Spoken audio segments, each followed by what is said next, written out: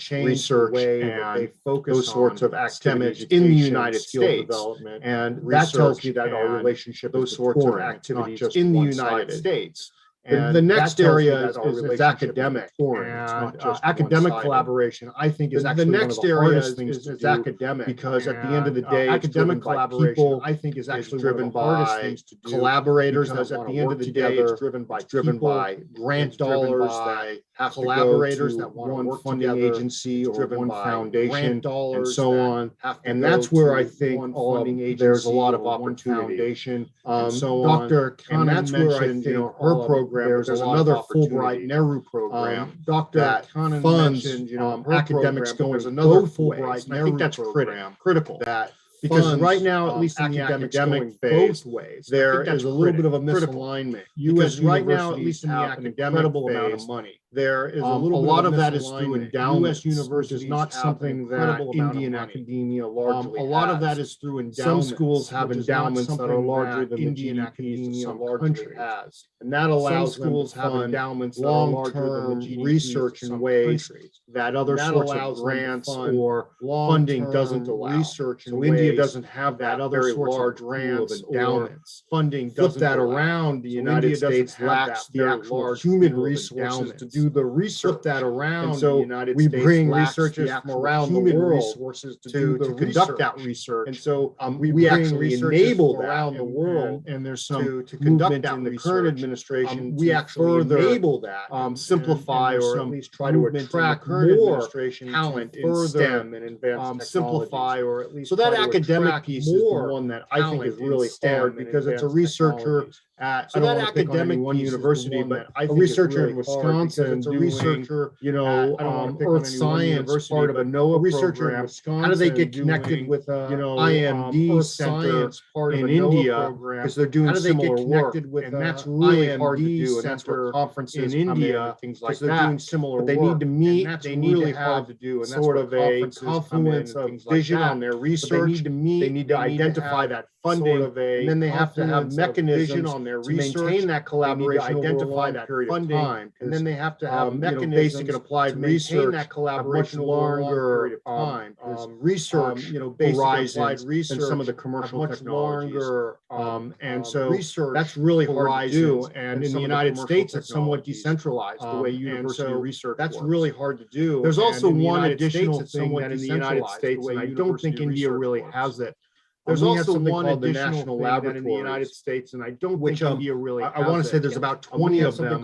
Many of them are actually managed under government. I want to say there's about 20 of private universities. Many of them are actually managed under these national lab research. Private universities, and India doesn't have that corresponding national lab research. There are other sorts of centers. And India doesn't have that corresponding national labs. We should encourage them to be doing science and technology together.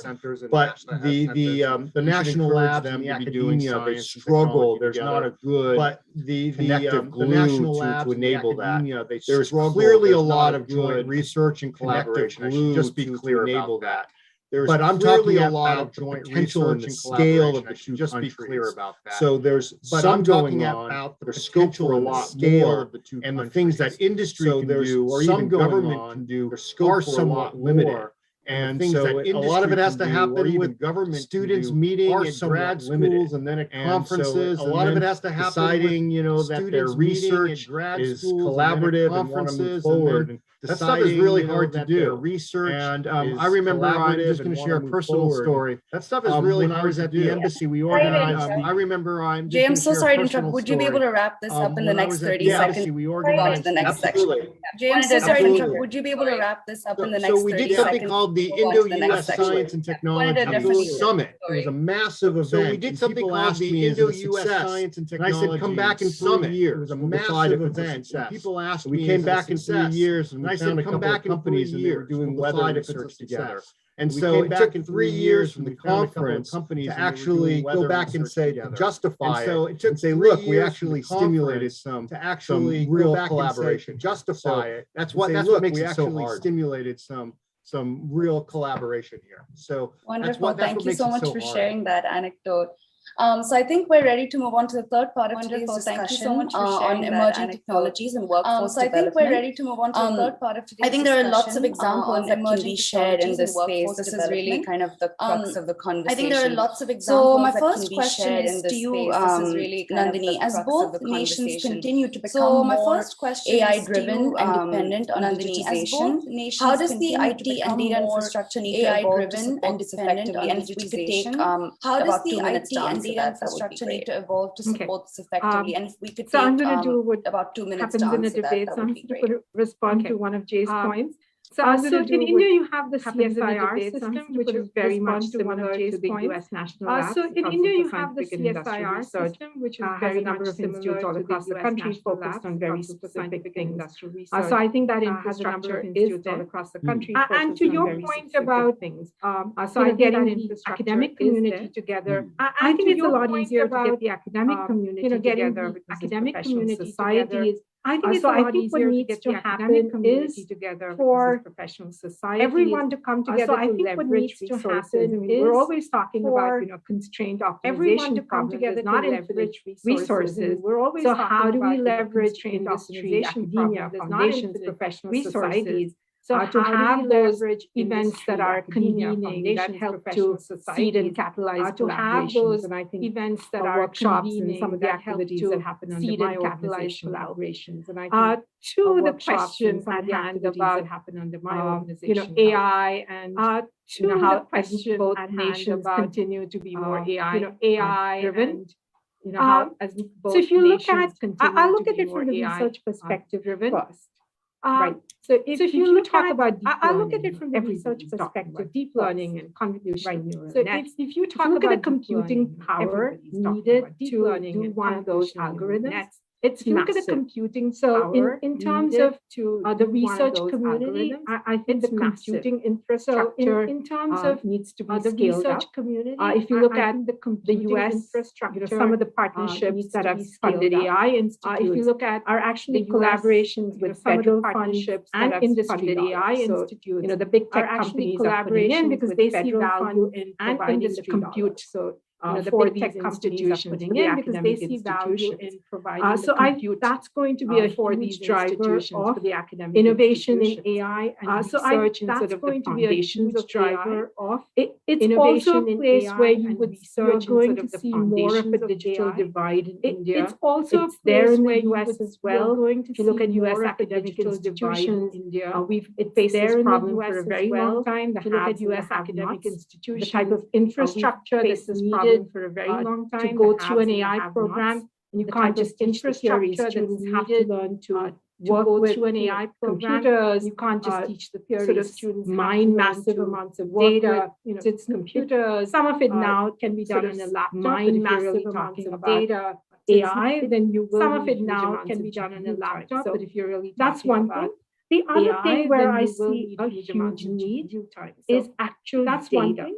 The other thing where is a monster when it comes to requiring massive amounts of data for is a things like predictions. If you're looking at machine learning, you require huge amounts of data for you're looking at building the model for validation. So access to data sets that are building the model for validation. I see that as one of the biggest challenges. Data sets that are represented in India. I see that we need to be training our models on data that represents the Indian ecosystem. We need to be running a machine learning algorithm on a data set the Indian ecosystem. Caucasian data running a machine learning algorithm on a data set that's got Caucasian data. You see the confidence, the error bars go up.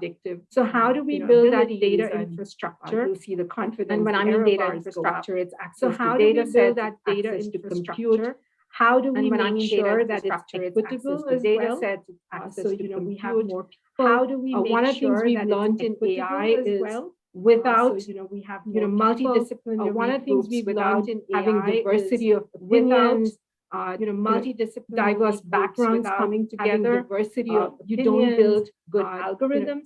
So how do we make backgrounds sure coming together, the technology, you don't build good infrastructure is so available? how do we make sure more the students technology, across universities, and infrastructure is available to so I think those are going to be some of the huge barriers. Talk about that Access to context. quality data. So I think those are going to be some of the huge barriers. amounts of data. Access It's good to quality data. data.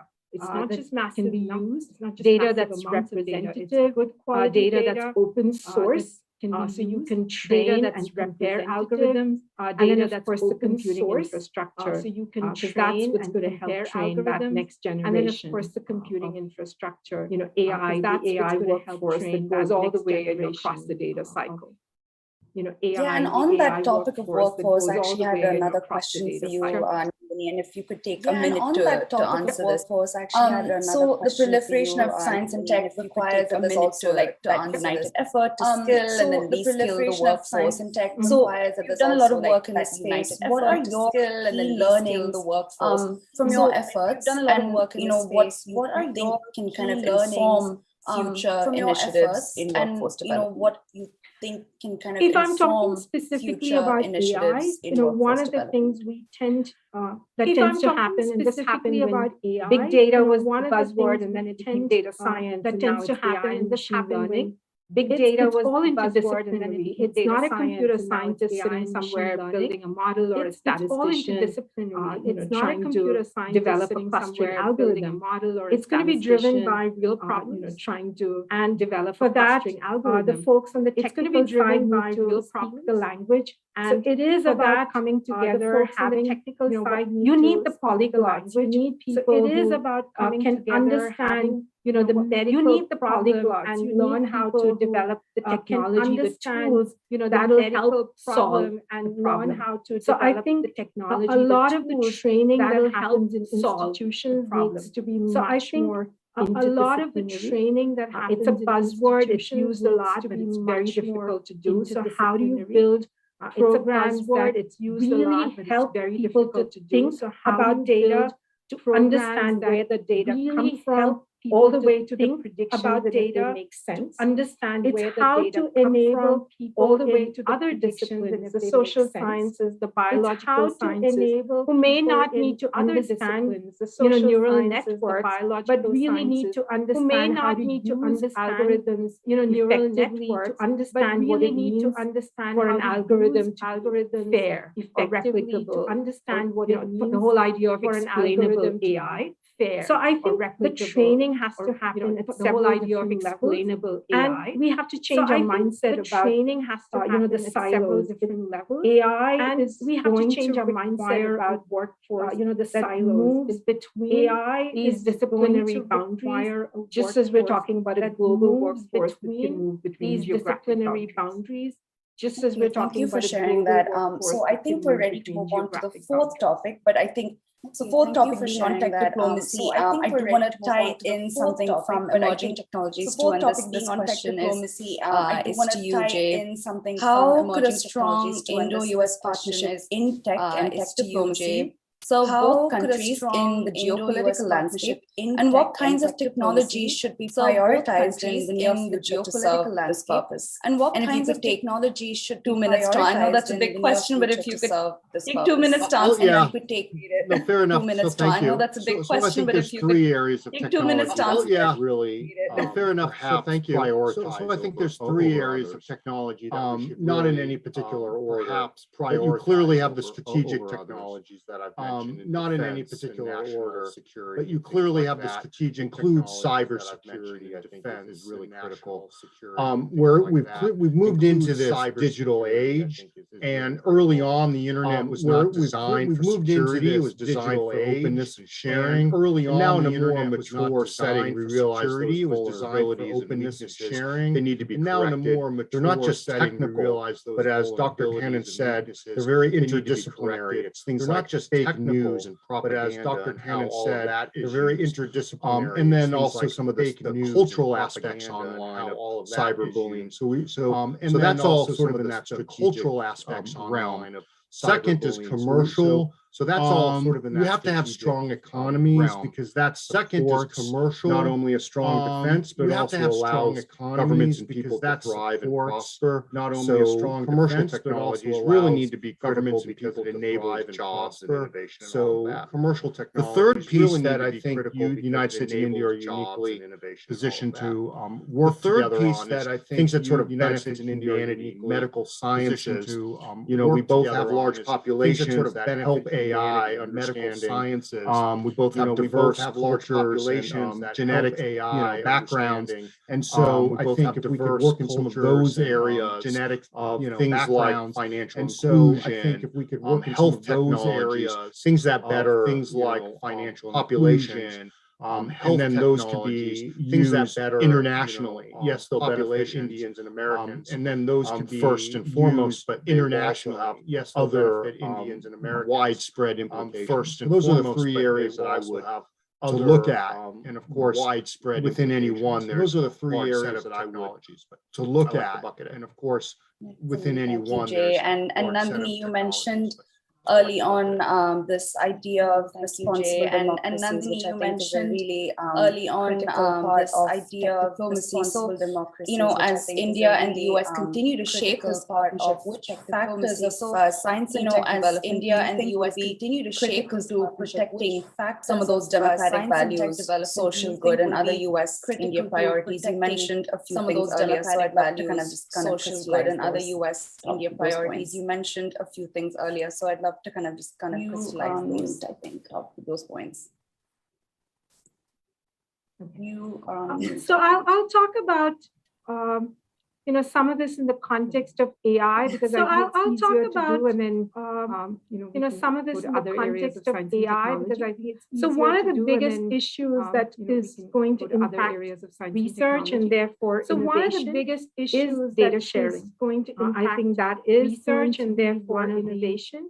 Key issues the governments need to address, I think that is at least in terms of a bilateral. I know there's been a lot of talk about the government, multilateral agreements around data and other things, but I think for research and innovation around data, AI, and some of these emerging technologies, I think for research and innovation, figure out a way to get these emerging technologies, some sort of agreement on data sharing, because that's what's going to drive the innovation. That will some sort of agreement on data sharing, use of AI, and have innovation that will impact we're talking about. The other thing is, looking impact we're talking about, more broadly. The other thing is technology itself. Looking, more how do we incentivize technology the research community to look at how do some of these incentivize social good the research community to, for example, Google has a program on AI social good, where it brings NGOs. Google has a program real challenges with the academic community. Brings NGOs. So how do we build those sorts of real challenges with the academic to get the research community? So how do we build those sorts of more strategically? But sometimes research is done in a vacuum. It shouldn't, but sometimes that's where we are. So how do we incentivize in a interdisciplinary collaborations that have a real? How do we incentivize? And one of the things we need to recognize is the technology moves much faster than the regulatory and the one of the sort of the policy frameworks that get developed faster. So I think it's important just to democracy, sort of the policy frameworks that get developed. So I think it's important in the way we develop for us to policies and frameworks. I think that will be critical to ensuring policies and frameworks. Adoption of AI, I think that will be critical. All the usual caveats of privacy, adoption of AI, and ethical use of data. Caveats so I think that balance between the need ethical use of data and the need to innovate. So I think that balance between a delicate balance, and it's something that's and the need to really important. I think that's going to push, and I think that's delicate in all areas of science and in emerging technologies. Really important. I think that's going to push, and I think that's in all areas of science and in emerging technologies. Thank you for sharing your thoughts, Nandini. I think that's we're ready to move on to the audience Q&A Q&A. We have some questions over here. We're ready to move The on first to the question Q&A. I'd like We to have some questions over here. direct to Jay. The And first it's by question I'd like Singh. to what are the potential areas of collaboration between US and India in critical and emerging technologies? I know it might sound a little repetitive, but we didn't hear a lot of your thoughts Jay, on the emerging technologies. I know it might sound a little repetitive, but we didn't hear a lot of your thoughts Jay, on the emerging technology section, so I wanted to give you a chance to answer that. Right here and now, there's a lot of conversations thank you about for that. the need to enhance Right here and now, there's a lot of continue the relationships that we have on the things need to like enhance and advanced telecommunications, continue the 5G, relationships that we have 6G, on things like cybersecurity, advanced telecommunications. We heard up front 5G, that there's a lot of exciting 6G, activities around cybersecurity, particularly now in civil space. There's a lot of exciting that could activities be around broadened to space, include particularly national now security in space civil and space, also commercial that space. could be The broadened. one area to that I'm national particularly security taken space with and is also quantum commercial space. technologies.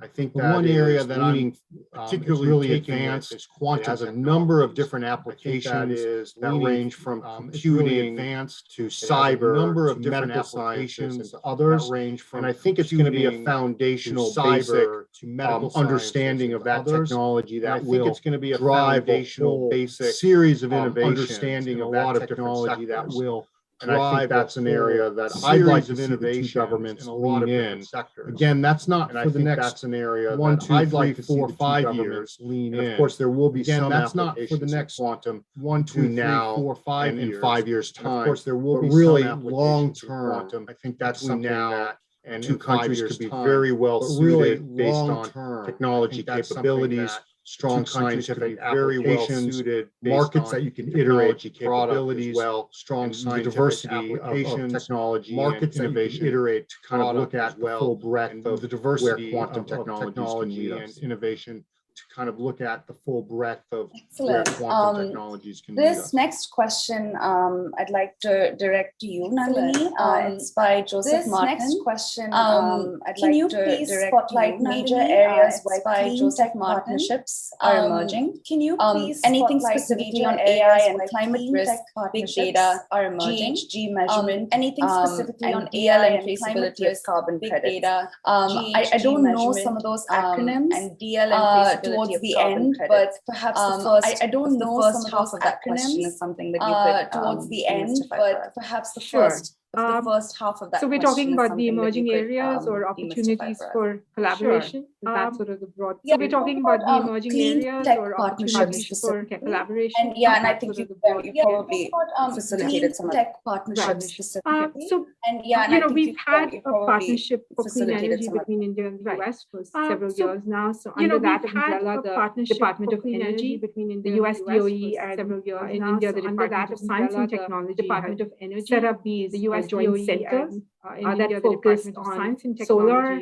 They've done biofuels. So there's been a long-standing partnership around solar energy. They've done biofuels. We stood up a program on innovation, so looking at really taking research from the labs to market innovation. So we're looking at really early stage innovation research from the labs to renewable energy. So we're energy storage technologies, again, US-India partnerships, renewable energy technologies, energy storage technologies, again. Of course, one of the things you're seeing a lot of now is carbon AI in sort of course, one of the things you're seeing a lot of now is data of AI in satellite remote sensing data, so bringing with mathematical, physical models, satellite data-driven models from AI to develop better prediction models. So I think that's a huge area of collaboration and it sort of feeds in nicely into so I think that's a huge area of collaboration and it's sort of partnerships between the Ministry of Earth Sciences and some of the Geological Survey and NOAA. Partnerships between so I think that's another area where we need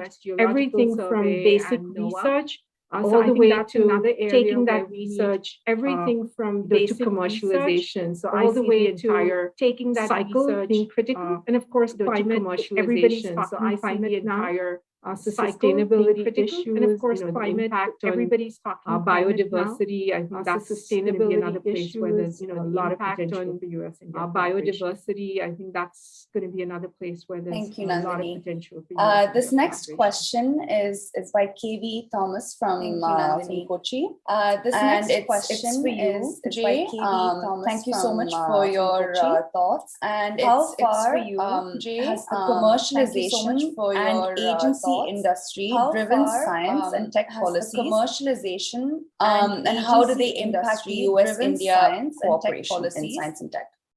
And how do they impact I think the question is really at that strategic level. The U.S.-India relationship are strong. I think the question is really at that strategic level. And there are things that are going to come up that friends and allies have to handle and manage. There are things that, and I think it's actually a testimony in these difficult times right now that you have. And I think it's actually two countries that have slightly different viewpoints right now. Respond that you have what's going on in Europe. Two countries that have slightly going to undermine the long-term relationship and rationale, yet it's not going to undermine and that ability to have private conversations that all of us will never hear, and that ability is important because those conversations I presume are happening. All of us will never hear. Look past where we are here and now, I presume are happening to look at that long-term objective where we are here and now. The long-term objective, I think, for two democracies is how do we really and the long-term objective, not only in our own for two democracies everywhere, how do we really that imbibe some of the not only in our own cultural things and everywhere ethics that we really imbibe some of I think it's critical that we work together there that we really imbibe. And so science and technology critical really will push us and pull us there as well. And so science the current hiccups, I use that word, push us and pull us there as well. I don't think it's going to derail the relationship because the fundamental alignment and rationale will remain because the going forward, regardless of who alignment is in power now Delhi or in Washington, going forward, it goes back to our core is in power, our core societies of just being and it goes back to democracies, strong people, core societies of just being multicultural democracies, strong. This next question is for you, Nandini, and it's about endowments and entrepreneurial startups. Is for you, Nandini, how difficult has it been for endowments? And by the way, it's from Vaidehi S. How difficult has it been for endowments? And by the way, it's from due diligence on fund managers during COVID times with restricted travel and limited in-person on fund managers during COVID times. Technical question. Yes, I think for all of us who manage grants, really technical question. The past 2 years have been I think for difficult. All of us who manage grants, especially for the small business community, many of them had to close down shop. Especially if they didn't have access to staff. Many of them so I think what we've had to do in terms of due diligence is do a lot so of I think video meetings. What we've had to do in terms of the way we have people show us where they are in terms of their startup. So Zoom is now. So I think it's had a tremendous where they are in terms of their startup. On technology, but it's also made people incredibly resourceful and innovative. So I think it's also made some of our grantees to think outside the box. So I think they have to do something that required grantees to think outside making do with why because it's taking 6 months for something to come from the US. They're making do with I'll use the word jugaad, which is 6 months for something to come from the US. That how do you solve a problem? I'll use the word figure out how to do it with limited resources and that COVID. How do you solve a problem? We've seen that happen. Figure out how to do it. Yes, it's impacted the way we do our due diligence and we've seen project monitoring. So yes, it's impacted the way we do our due diligence and really project monitoring. Very creative, but we've also the way they've managed and really.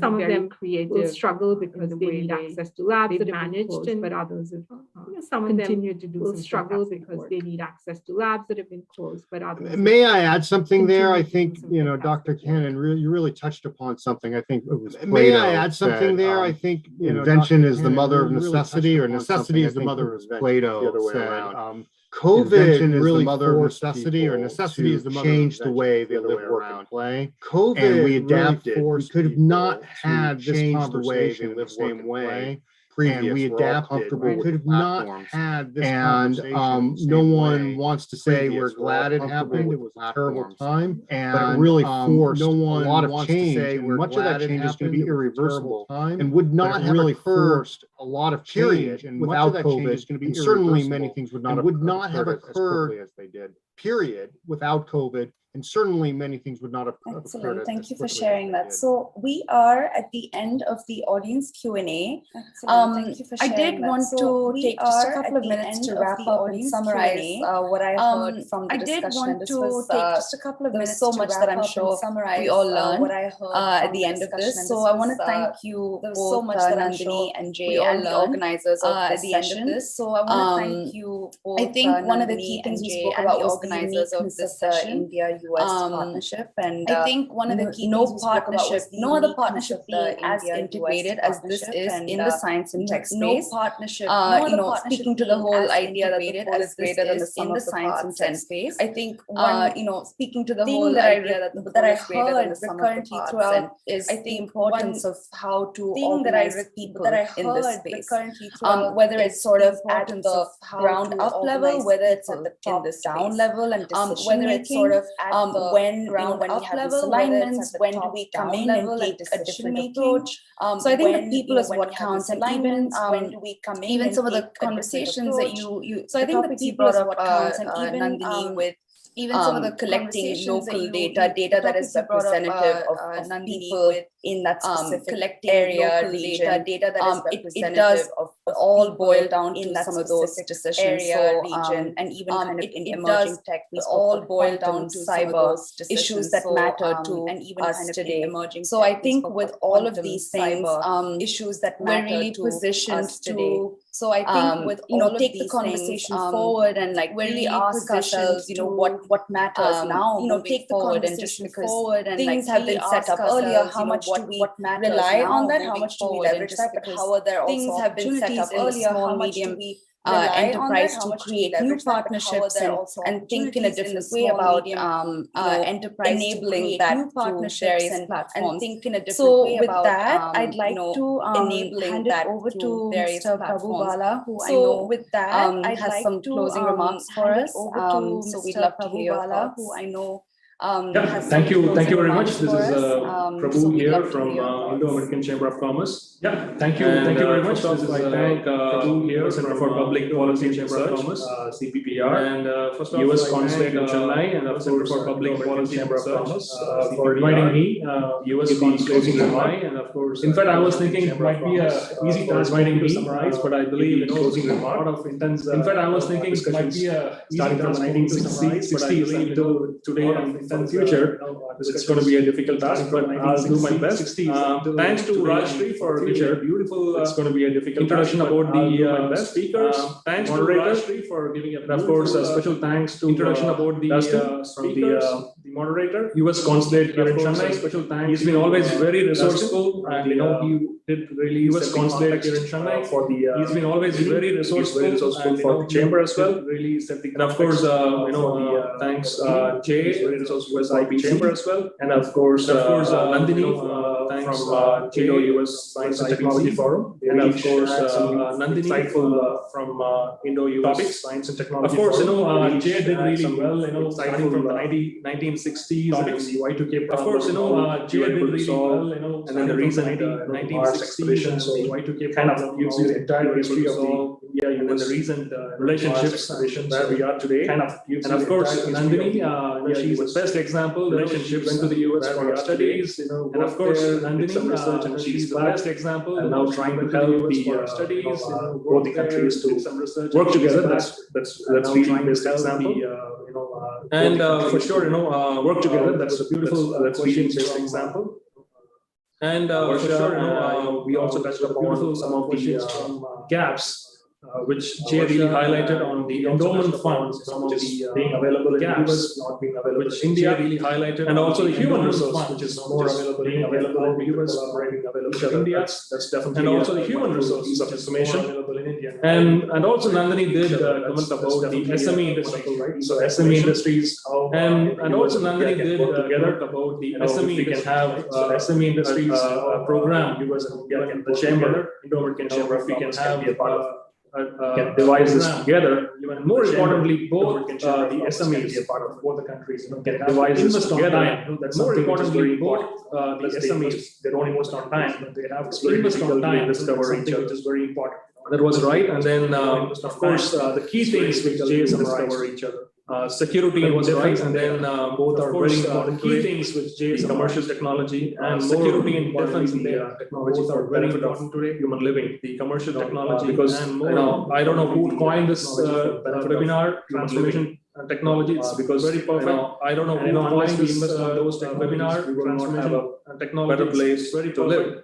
And unless of course, towards the end, we also talked about AI, better place to live. And of course, towards the interdisciplinary cooperation between various science and technology forums. So all these really added very well. Very, of course, science and technology audience forums also had very. So all these really added very well. So I feel that many more of these sessions should happen, and questions. Indo-American Chamber of Commerce is all ready to support these initiatives, and special thanks Indo-American Chamber of Commerce, 200 plus audience today. So special thanks to everybody. Special thanks having spent time.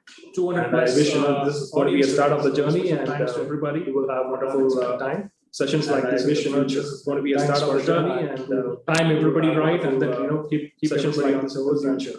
I think it was good. I really enjoyed. Time everybody right, and then keep everybody on toes. And thank you. I think it was a good session. I really enjoyed. Thank you for providing such a comprehensive and crisp conclusion to this remarkable session. Apparently, Mozart has once said that we live in this world to learn industriously and to enlighten each other by means of discussion and to strive vigorously to promote the progress of science and fine arts. By means of discussion, has truly nourished our intellect and piqued our curiosity. I express my heartfelt thanks to each and everyone who made this possible. To the speakers, to the panelists, to USCG, to IUSSTF, and each and every one of you joining us from different parts of the world. Thank you for making this event possible. Thank you all. Stay safe and different parts of the world. Thank you for making this event possible. Thank you all. Stay safe and take care. Thank you, everyone. Bye-bye. Thank you. Thank you, everyone. Bye-bye. Recording stopped.